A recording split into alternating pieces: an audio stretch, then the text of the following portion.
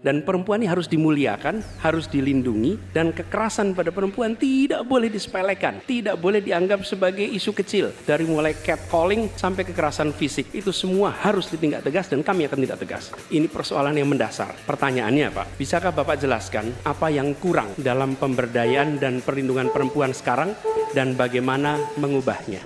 Terima kasih Pak Prabowo. Tapi mohon maaf nampaknya Bapak belum menjawab pertanyaan kami. Karena pertanyaan adalah tentang perlindungan perempuan, yang permasalahan apa dan bagaimana mengubahnya.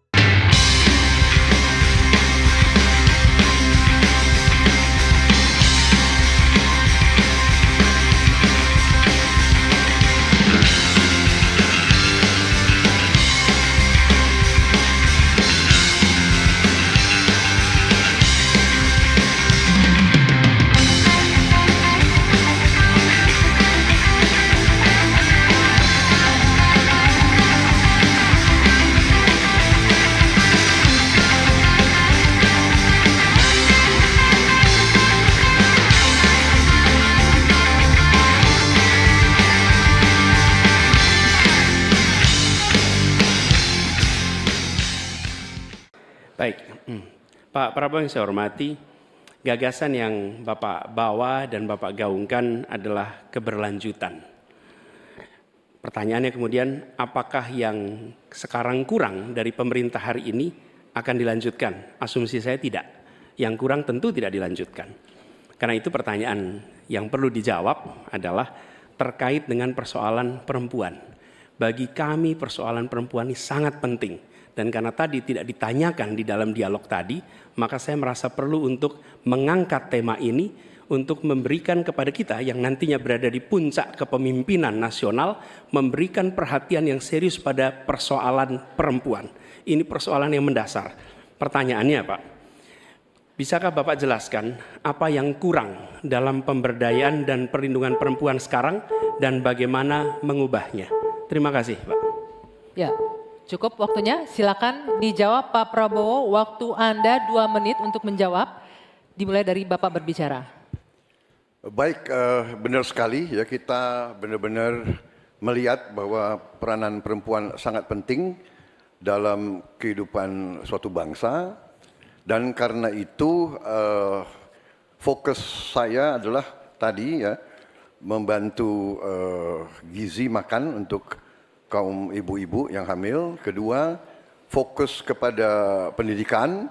Saya ingin membangun sekolah-sekolah unggul terpadu di tiap kabupaten, di mana kaum perempuan harus diberi suatu kesempatan yang sama dengan kaum laki-laki, dan ini sudah saya rintis di Universitas Pertahanan, di program-program S1 yang kita buka di 10 prodi di bidang Science, Teknologi, Engineering, Mathematics. Ternyata proporsi perempuan sangat besar. Juga di Politeknik Vokasi di Atambua yang kita buka, justru perempuan lebih besar dari laki-laki di mahasiswa dan mahasiswinya. Jadi memang benar ini kita harus memberi kesempatan terutama melalui pendidikan dan pelayanan kesehatan. Ini saya kira sangat-sangat penting. Kita harus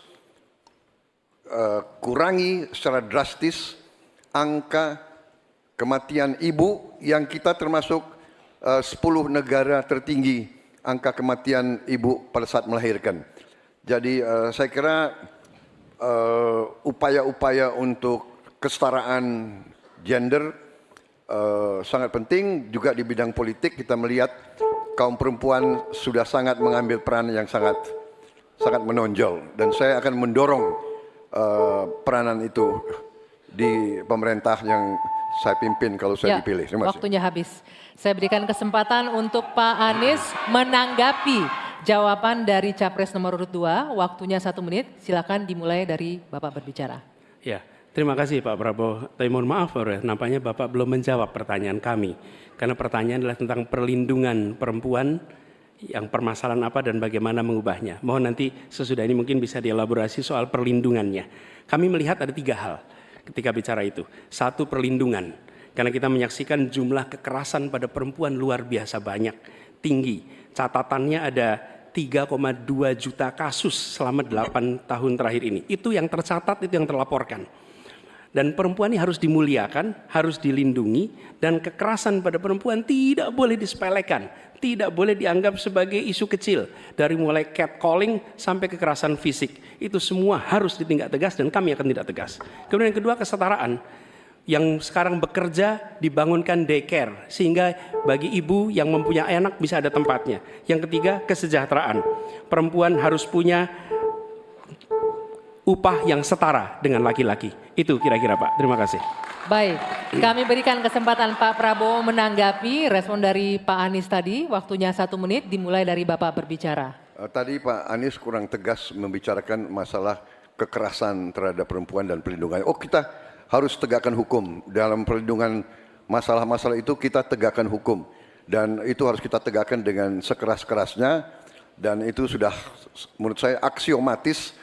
Tanpa kita berpikir panjang, memang itu kita harus lindungi seluruh rakyat kita, apalagi kaum perempuan dari segala bentuk penindasan, kekerasan, eksploitasi, human trafficking, dan sebagainya. Jadi saya sangat-sangat mendorong penegakan hukum yang sekuat-kuatnya dan bantuan kepada lembaga-lembaga event non pemerintah, NGO-NGO yang bergerak di bidang perlindungan kaum perempuan.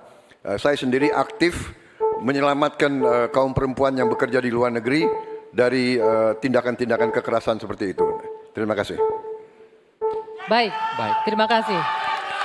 Hadirin sekalian, sekarang waktunya Bapak Ibu di sini untuk memberikan apresiasi kepada para calon presiden yang telah memasuki sesi tanya jawab dan saling menanggapi. Kami persilakan Bapak Ibu untuk memberikan apresiasi setinggi-tingginya kepada para calon presiden.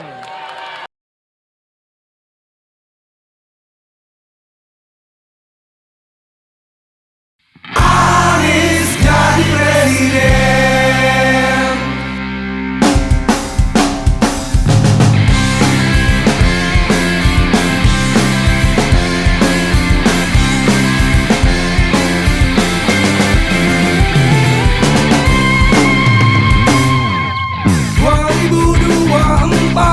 Anies presiden 2024, Anies presiden, Anies jadi presiden, ingin wakil presiden. Matahari semakin tinggi, panasnya menyengat bumi, tapi kami terus berlari. Nomor 1 yang kita pilih 2024, Anies presiden 2024, Anies presiden, Anies jadi presiden, ingin wakil presiden. Terima kasih Anies Baswedan buat Jakarta